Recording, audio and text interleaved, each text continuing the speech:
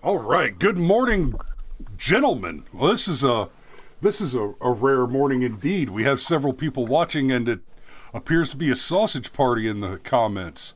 I imagine the ladies will catch up in a minute, though. We usually have a pretty packed room full of boobies on this show. But how we doing this morning, Cameroon? I forgot to turn off the counters.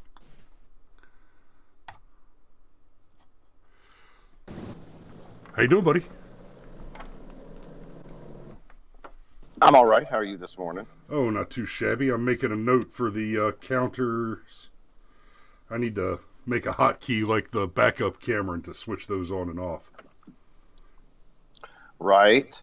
I gotta say, I'm happy that we're actually doing an actual meme on Meme More Monday, and I love the fact that we can tear into an absolute puss like David Hogg because, because he's not a minor anymore, okay? And even when he was still 17 or whatever, once you throw your hat in the arena, you're in the arena. There's an old episode of Xena, and it's when Gabrielle was first learning to fight. She picks up a weapon and tries to help Xena in a battle, and Xena scolds her and says, "No. If you're going to pick up a weapon, you need to know how to use it, and you need to accept the fact that now you're a target." Yes. So unless you're fully committed to the proposition, don't pick up a weapon. Well, go ahead, and then I want to. This is a topic I hadn't even considered we'd run into this morning. Well, I'm just going to say that for all the people that are like, "Oh, I can't believe that you'll make fun of Greta Thunberg or David Hogg or whatever." Well, I mean, they put themselves out there. It just is what it is. When we have trolls, we have trolls because we are putting ourselves out there. And, if you can't handle a bloody nose, maybe you don't want to play rough like you think you do. Right.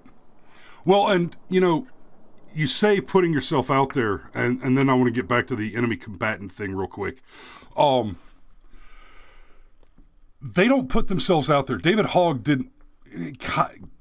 kind of put himself out there, and Greta Thunberg kind of put herself out there, but really what happened is they got picked up, and the leftist activist propaganda machine put them out there.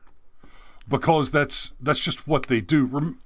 You probably remember Shapiro going on the show with, what's his face? The British guy that we kicked out of the country. What's his name? He's actually... Russell Brand? No, the one that he just stormed off the set when they were talking about the half-black princess thing. Piers Morgan? That one, yes.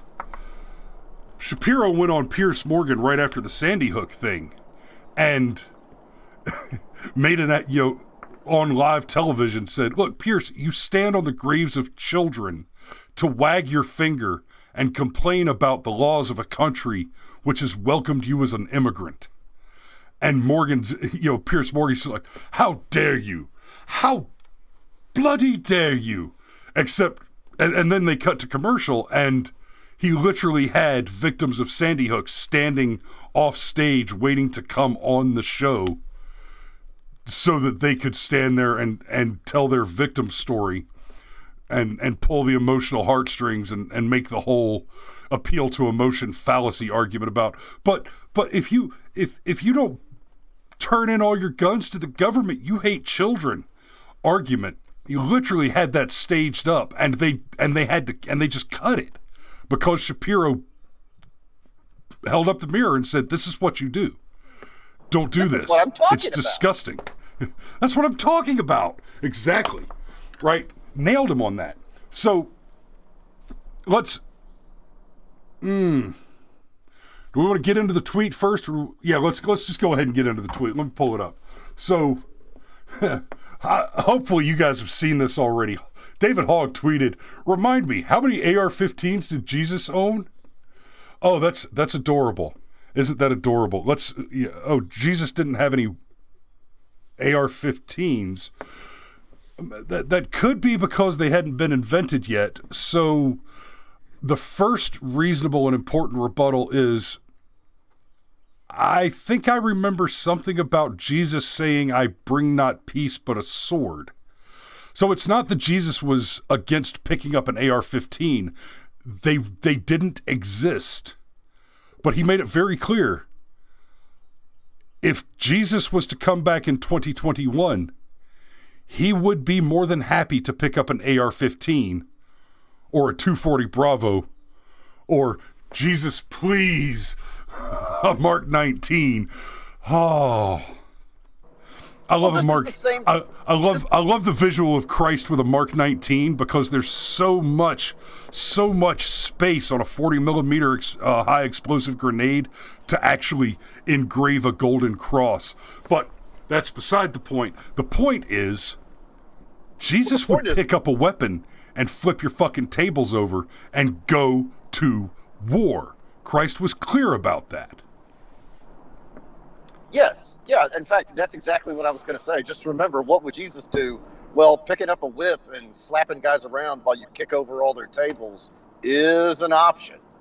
And let's not forget, Jesus said, turn the other cheek. Jesus did not say, stand there and allow yourself to be murdered. He said turn the other cheek, but he didn't say turn the other one again. Exactly. Like there's a difference between forgiveness and stupidity. Yeah, give him a second chance, but maybe not a 10th or 12th or 11th or 13th or whatever chance. Second. And hey, I'm not really a turn the other cheek kind of guy. I'm not. I think that's a good way to get slapped.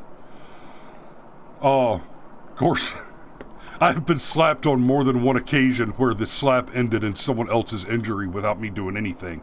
That's just part of being a big old fat heavy dude. It's like when that drunk punches Henry Cavill in Man of Steel and breaks his own hand. Yes. Or, well, I mean, shit, ask Steve Rodemeyer. I basically have a dummy shield reflect damage. It's just part of being a big boy.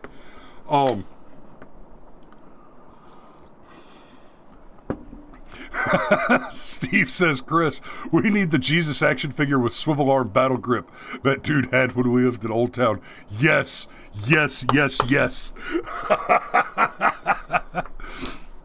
Oh, yes. And Alex points out the turn the other cheek crowd has been a big obstacle in our fight against the left.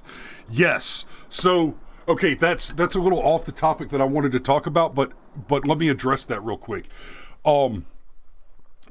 Like we were just saying, he said turn the other cheek. One cheek. I have two cheeks. You may slap them each once. Right? And that's the Jesus position. That's not the Lowry position. The Lowry position is do unto others first. Yeah. And I say that advisedly because you can make judgment calls. I am happy to judge a person and what I expect of that person after a moment's conversation. If we have a brief conversation, there are some things that I can pick up on just from the way you speak. Right? Now I'm a professional at that. I have years and years of complex military training and practical applicable experience in using that particular skill set in combat. Oh.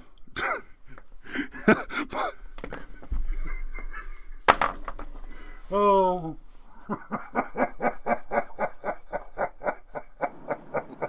them together, buddy. We haven't even gotten to the reply to it. I'm sorry. I'm sorry. My mother just said, you have four cheeks. And it broke me. That's right, I have four cheeks and two assholes. Bring it on. But as a rule, I tend not to let enemy combatants get behind me. That whole, get behind me, Satan, get behind me. Hell no. I will open fire on you, Satan. And I want to... I think Captain Malcolm Reynolds said it best. If I ever kill you, you'll be awake and you'll be looking at me. Do what? Say again, Cameron?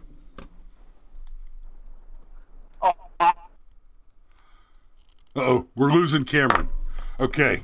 I was just going to say, if the Doom games are to be believed, I was going to say the Doom games are to be believed. Wow. We are definitely losing Cameron. Okay, we'll just go on without him for a minute.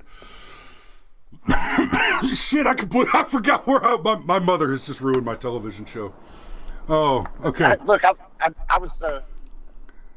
back, and let's not get too far afield. I love the reply to the tweet. Yes, that's where Steve just pointed out you are backup Cam the remix. So David Hogg says, remind me, how many AR-15s did Jesus own? And this guy, Britton Wolf, who cares? He's some dude on Twitter, says, not enough to avoid being murdered by his government. Yep. And we only got to see that because Austin Peterson retweeted it. And that is solid gold. Solid gold. How many AR-15s did Jesus own? Not enough to avoid being murdered by his government. Can you imagine? Because let's think about that time in history. Cameron, what was going on around the crucifixion of Christ? I mean, the Roman Empire was starting to collapse inward on itself. And? The crucifixion of Christ? What were Christ's disciples up to? I mean, they were up to preaching the good word. And being persecuted by the Romans. Oh, yeah.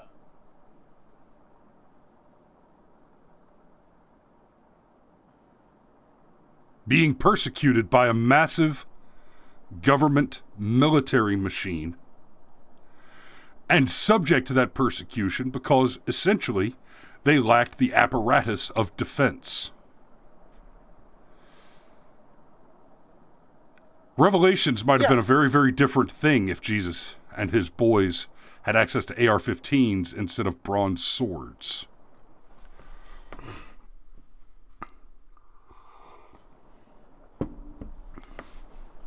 And about a couple of things. This encapsulates a few things. Like, for example, the left can't meme.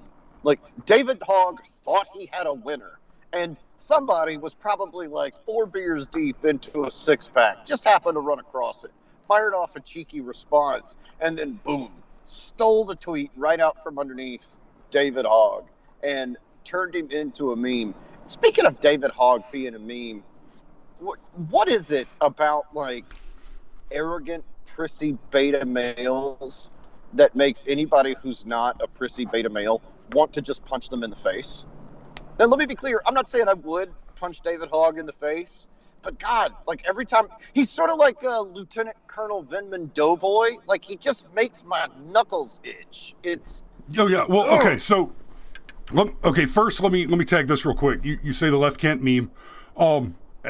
David Hogg had another one almost a year ago where he just tweeted out something like, you want to use gun violence to stop gun violence? That's like fighting fire with fire.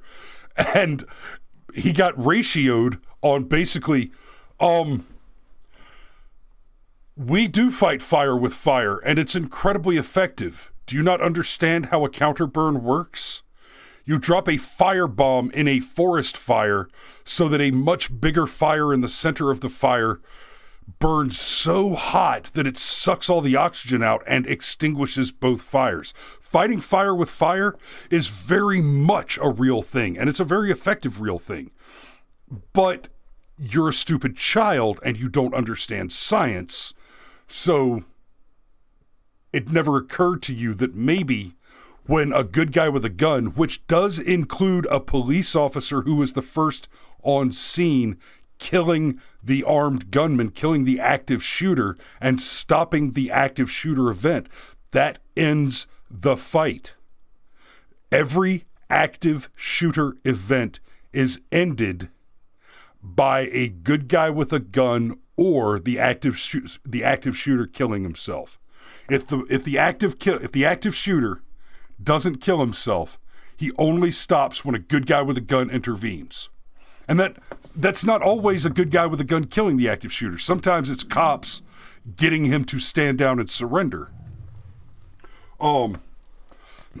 But and we can have a whole another conversation about when the active shooter gets to survive and when he doesn't. But that's Hogg in a nutshell. Is he's the left. He can't meme. He's an ignorant child. He doesn't understand the world. Now, that's the fire versus fire thing. What was the other? My knuckles itch. What was the next thing I was? Oh, the beta males. Here's the thing about the beta male. These prissy soy boy beta males that you mentioned, Cameron, and this is why there's two pieces of the architecture here that make you want to end them on sight, and it's a very natural, biological. We're talking about deeply wired in your evolutionary neurophysiology, right there at the lizard brain in the medulla oblongata. There's two pieces. It's the uncanny valley. He falls into the uncanny valley because he doesn't look quite like a human should look. He almost looks like a man. And I mean this very. I'm not saying this to be insulting. I mean this very seriously. We are a sexually dichotomous species. Our brains are hardwired to identify that dichotomy for the purposes of reproduction and self-defense. Anytime you see a thing that you don't understand immediately and you feel the need to stare at that thing, they talk about the train wreck, or even if you're talking about a person who's physically deformed, a person and no fault of their own, and I'm not trying to put any hate on them or to be cruel, but you see somebody with Down syndrome or maybe a hunchback, or they're missing a limb, anything that makes them look not quite normal, they fall into that uncanny valley where your brain, not you on some personal bias, not some hate thing, not some cruelty thing. No, the self-defense survival mechanism of your brain cannot help but stare at something that doesn't quite fit the way that it expects it to, because it's a thing you don't understand, and that makes it a threat. Until you understand it, it's a threat. Until you have processed it and grokked the non-threat status of it, and essentially made the conscious decision to say that thing is not a threat, your brain will continue at the basest level to say that is a threat. And this is happening in a part of your brain that's similar to the part of your brain that hardwires your physical jump response to respond to things like snakes in the grass. You see a sharp movement out of the corner of your eye and you jump. You're startled by it. It's almost impossible to wire yourself out of that. It's almost impossible to make yourself accustomed to not jumping at the visual key like that, because that wiring, that circuitry in your brain is hardwired from your visual cortex directly to the motor response, because the rest of your brain processing power is too slow to jump you away from a snake before it bites you. For example, it's funny though. I don't feel the slightest bit threatened by David Hogg or Lieutenant Colonel Doughboy. Yes, you do. No, they're more like a pimple, and I just want to fucking pop them. Like it's. Nope, you do feel threatened by them, and I'm going to get to that. That's the next piece of this. Is the sneaky fucker problem, and that is a scientific term, by the way. This is the other part of what makes this specific entry into the uncanny valley a real problem. And we haven't even gotten to the thing about the left's child abuse on these child activists. I'd like to touch on that a little bit, but Since you brought up the beta male thing, let me get to the sneaky fucker thing. People like David Hogg, Lieutenant Colonel Vindman, those guys, part of the whole beta male thing is they are male genetically, but with a certain effeminate affect.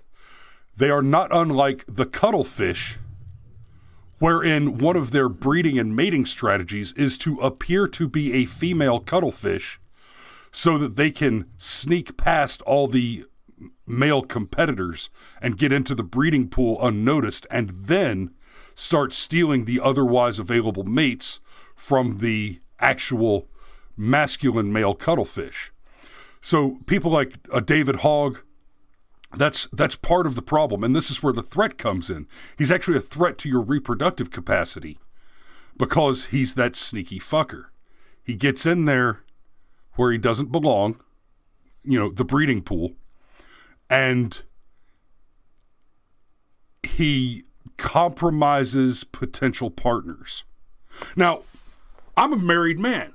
I'm a faithfully married man. I've been a faithfully married man for a long-ass time, 14 years. But that doesn't mean that my lower base brain doesn't still process the world, at least to an extent, in that way. I will look at a good-looking rack walking down a good-looking woman walking down the street with a big old rack. It's involuntary. I can't help it. Any more than I can help looking at somebody like David Hogg and thinking, that little son of a bitch is going to try to stop me from having babies by getting in there and tainting the pool. It's not a conscious thought process that I go through. It is part of the evolutionary biomechanism. And so it doesn't mean that I'm actually going to go out and just assault these little beta male soy boys. In fairness, I have many of these same reactions to what would otherwise be considered alpha males because, well, they're small and frail and inadequate, but only by an unreasonable world standard that is associated with being this. But that's what it is, Cameron. You have the combination of the sneaky fucker effect with the uncanny valley situation, and yeah, these guys like David Hogg and Vindman and most of your leftist comedians. That's exactly what it is. They are a bioevolutionary threat, an existential threat, at a very primal, primitive level. I'm not even saying that they are actually a threat. I'm saying that what they represent is what biology and evolution recognize as a threat to the continuation and advancement of the species. And that's what you're reacting to.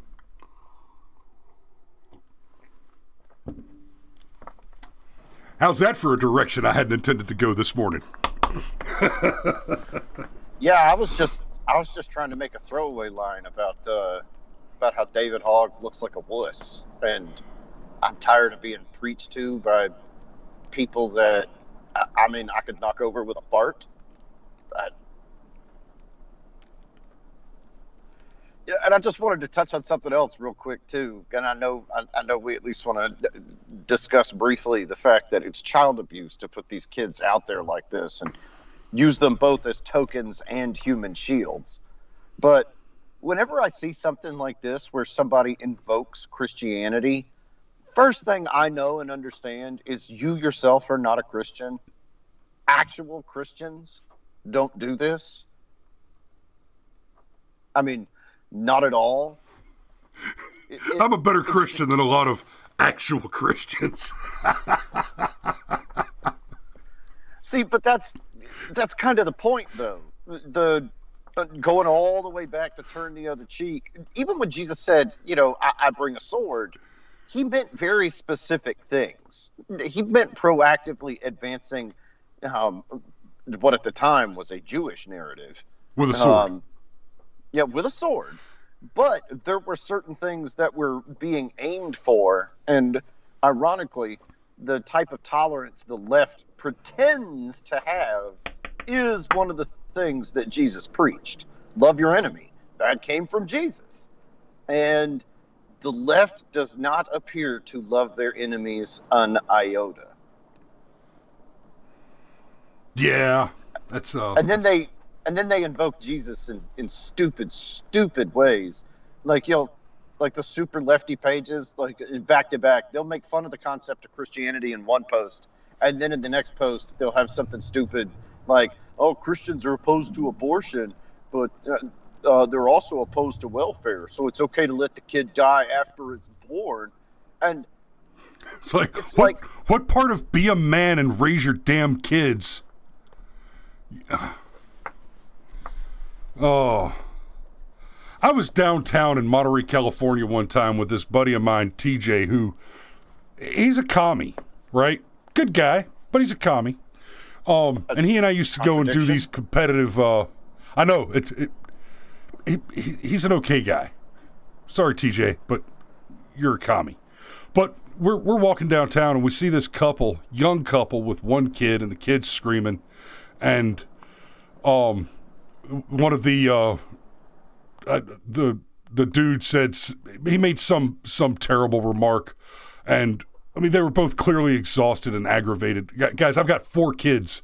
I understand what it means to be exhausted by the children, but the guy actually said something about, how he wished that the kid was never born or something, and TK. I say buddy, but I haven't seen the guy in 10 years. But he just freaked out on this dude, and he just started screaming, "How fucking hard is it to just love your damn kid?" And I thought, that's pretty hard to argue with, brother. That's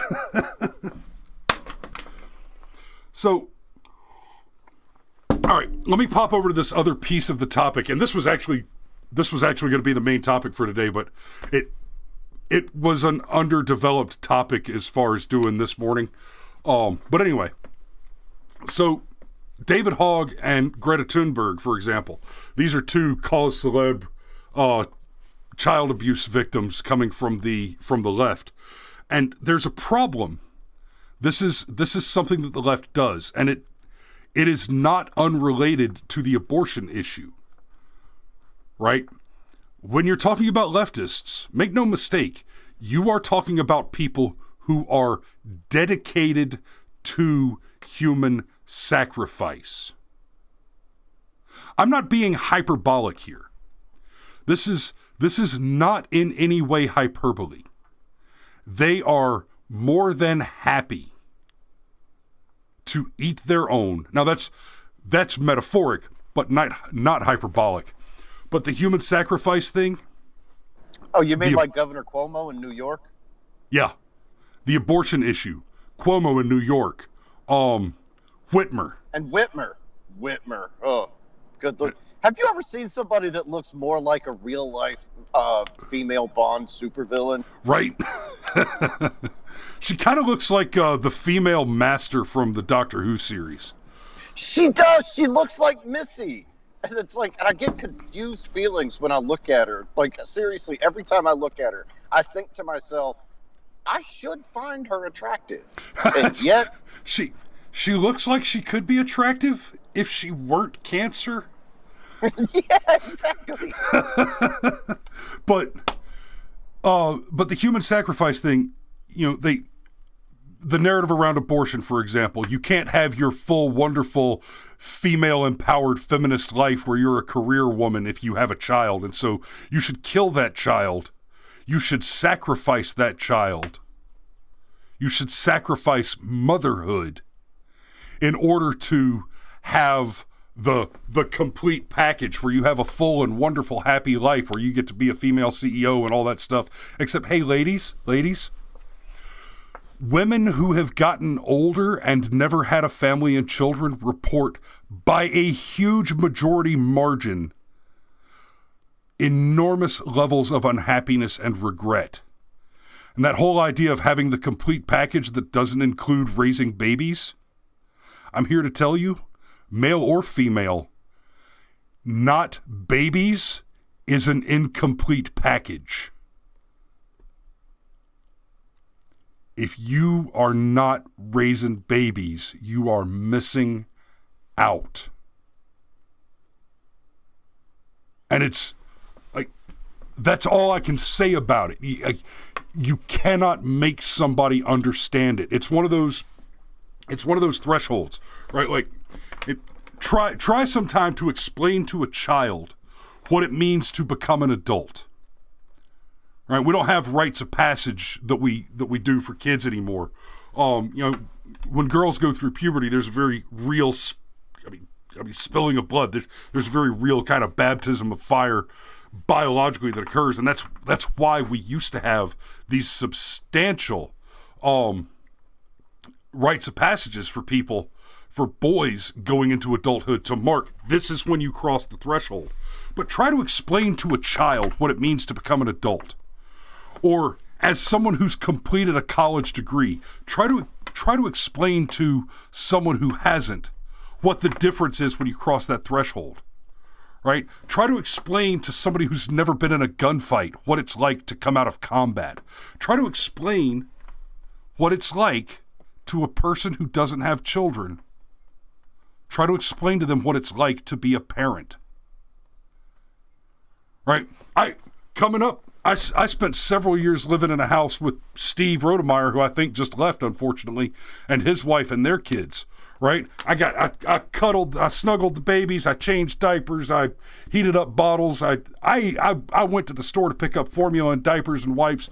I did all the mechanical daddy stuff that's part of the kind of responsibility portion of being a daddy with Stephen Christie's girls for several years. And I'm here to tell you, brother, that is not sufficient to convey the experience of crossing that threshold and being a parent. But the left, they don't want you to have that. They want you miserable. Yeah, and well, because if they create the problem, they get to sell you the solution. And of course, their solutions never go all the way. Well, we need just a little more power. We need just a little more power.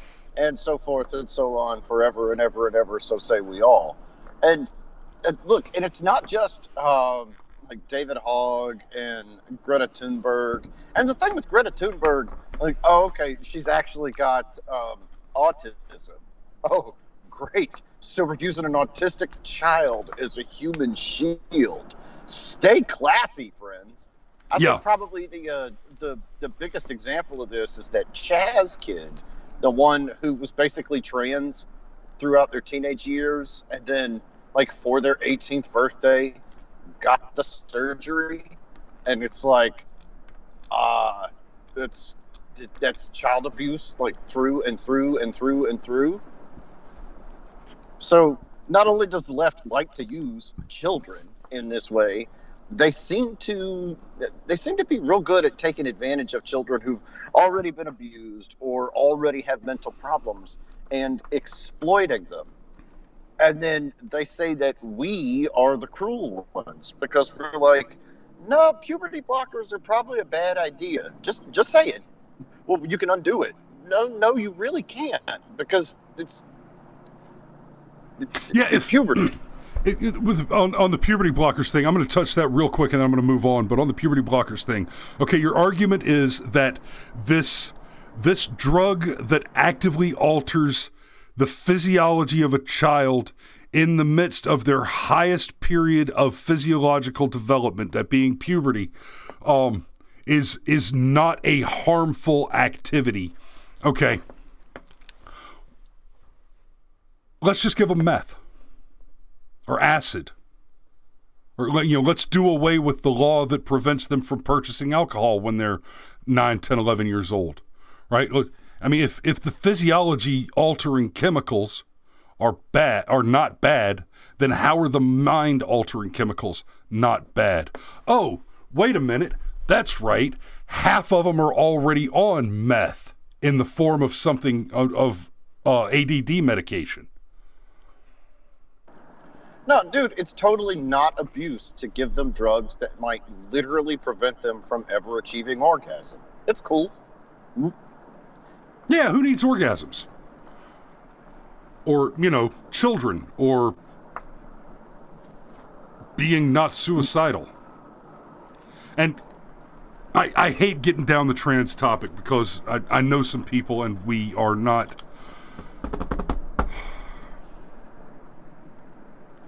We're not transphobic. I think anybody with half a brain can understand the distinction. Yes. The things that we're talking about. There's a big difference between trans people and the trans activism. We're gonna walk off of this. I want to do a whole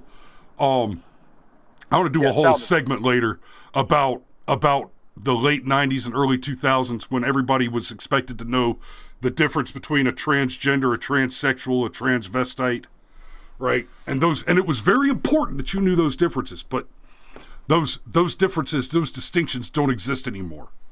It used to be that a transvestite and a drag queen were two very different things, and neither of them necessarily meant that either of them was homosexual.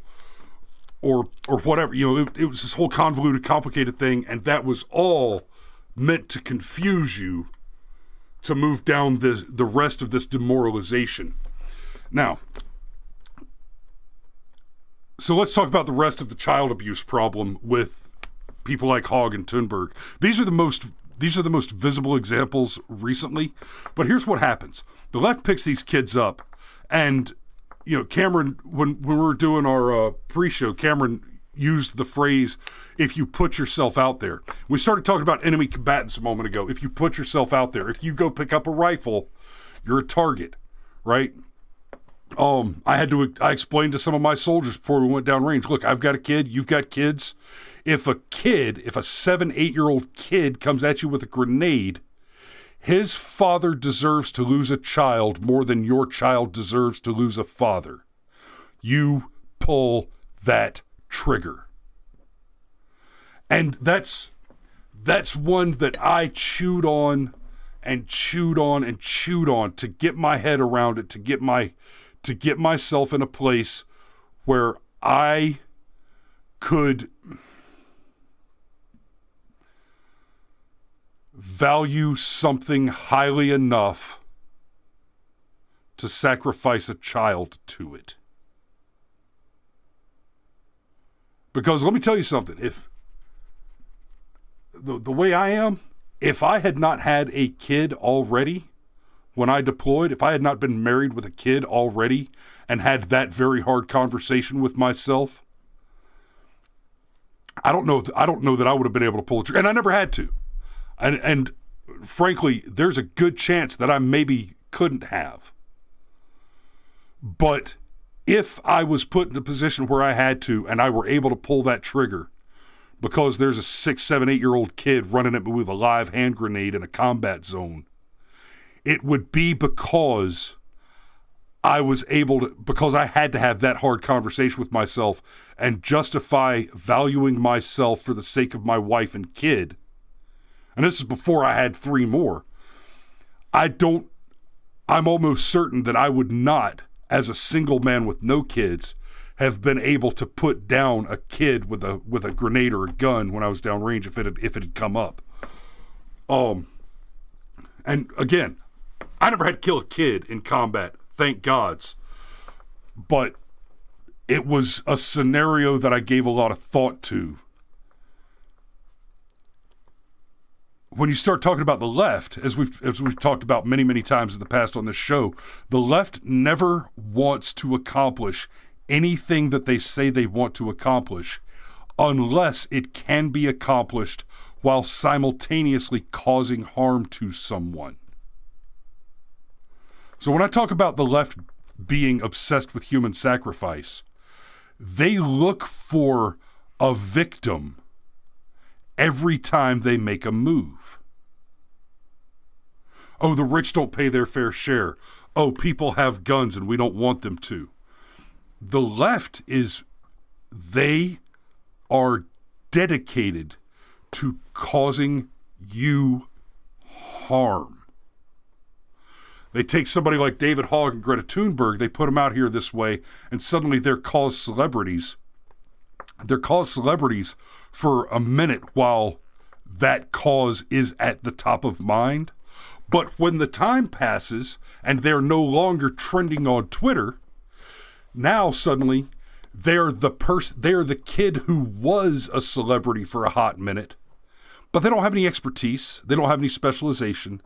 They were only ever famous for one thing and one thing only, and nobody's going to want to talk to them again after that. They're no longer valuable as a celebrity, as a spokesperson.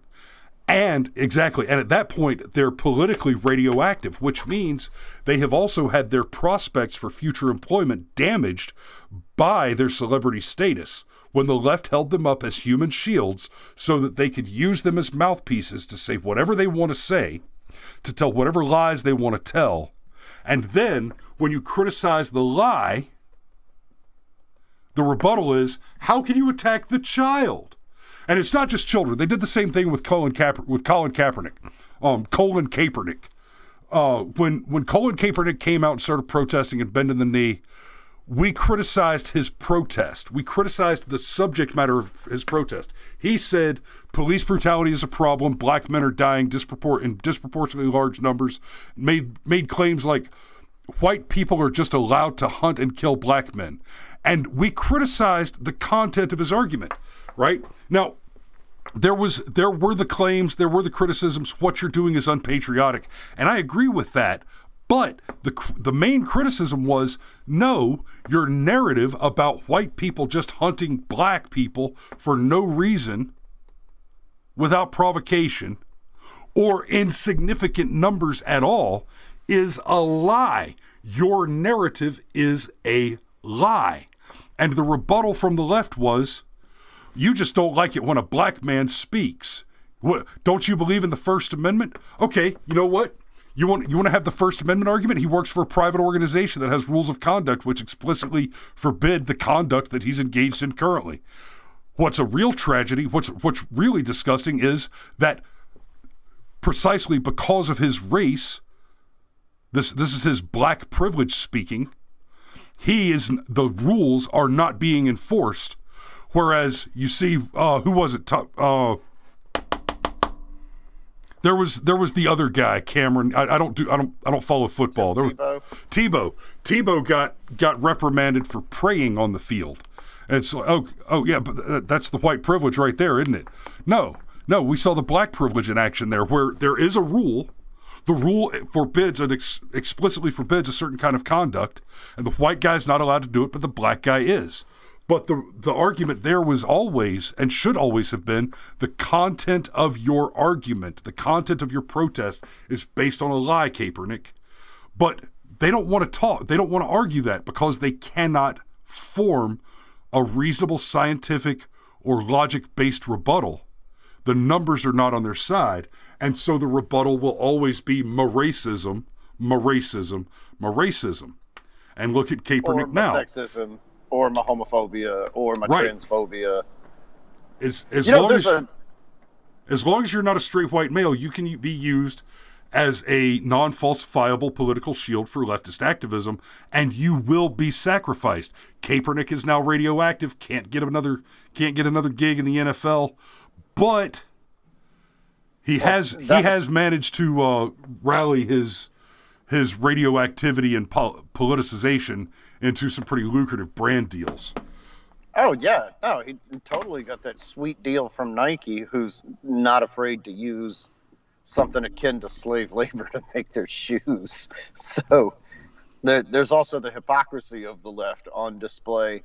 You know what there's some good news, because the blowback to all of this has started to include, it's part of what got Trump elected. Trump was the first one to walk out and say, nah, if the baby's ugly, I'm going to call the baby ugly, and I'm not going to be ashamed to do it. But no, it's not very politically correct. Can't you say the undocumented children of undocumented immigrants? No, it takes too long. Anchor babies. No, yeah, exactly. But the blowback to it is like when those trolls showed up in our thread last week and they started calling us racist. And immediately we started taking the piss out of those people and making fun of them and going, oh no, they called me a racist. I think that sort of sentiment is growing. Not only are people fed up with it, but they're at the point of being willing to publicly mock it when it's used against them. And I dare say that that is the absolute most effective way to counterattack this narrative, is not to argue with it, but to ridicule it, to make jokes at its expense, to treat it like, well, basically the bad pun that it is. And it's awful that we're in a position where we have to make jokes about child abuse just so that we can move past an obviously bullshit narrative. But we're not the ones that thrust kids into the spotlight. Even the thing like Nick Sandmann is an example of a conservative young activist. Except here's the difference. Nick Sandmann wasn't trying to be on TV. Nick Sandmann got put on TV. And it literally took an army of us's just a few hours to completely undermine the whole thing. Oh, smug white kid laughs in the face of a Native American with a severe case of meth mouth. Except that's not at all what happened. That guy, Nathan Phillips, was a liar. Oh, I was trying to stand between the boys and the black people, and I just was trying to avoid violence. No, the dude was trying to incite violence. You know, we said then, please don't be some weirdo with meth mouth and come up and beat a drum in my face. I don't know that I would have the same level of restraint that Nick Sandmann had. No, that's a lie. I know I would not have the same level of restraint that Nick Sandmann had. Like, get the hell out of my face. What's wrong with you, you psychopath? Yeah, you want to end up on the news? Let's end up on the fucking news. I can tell you something about meth heads on the street. You want to hear a little secret? They bounce.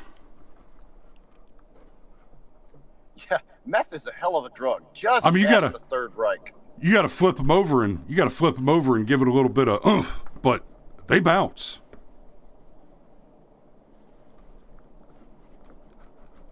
Yeah, and the good news is most of them can't bite you if you put them in a headlock. I don't know, man. It seems like they never lose all their teeth, so they're just extra jagged. It might be a greater threat than someone with a clean teeth. See, but then let them sink in and just shake your arm, and the rest of them will snap off at the gum line. You'll need a tetanus shot, but you win. Need a tetanus shot and probably an AIDS shot. And of course, you'll die of COVID. So, before we wrap it up today, we should go ahead and wrap it up. We are creeping up on the 1 hour mark. Let me just give a little shout out. We got some names in the chat that I don't see. Sean Stryker, thanks for joining us, brother. Sean says hit the thumbs up, and he is not wrong. So y'all make sure you do that. John Crawford, hell yeah, welcome to the show. Thanks for watching. And of course, we have our standbys. We got Lindsay here. Steve was here. He had to take off because we ran into his working time. Dave Bowen, good to see you, brother. And of course, last but not least, because this is where you put the most expensive starring role in the credits always, is Ma. Morning, Ma. Love you. And wow, did you break me up earlier with that one comment? I'll have to. Yeah, Ma won the comment section today with "You have four cheeks."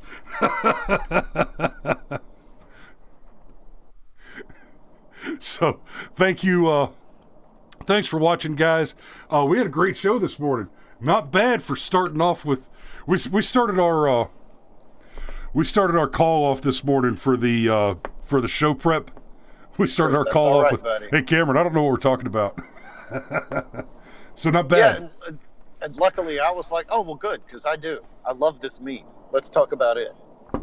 Indeed. And that's Me More Monday, baby. Hallelujah. Y'all be safe out there. Ma, have a good time at the beach. I'll keep an eyeball on your house. We love you, and I'll see you in a week. And we'll see the rest of y'all tomorrow.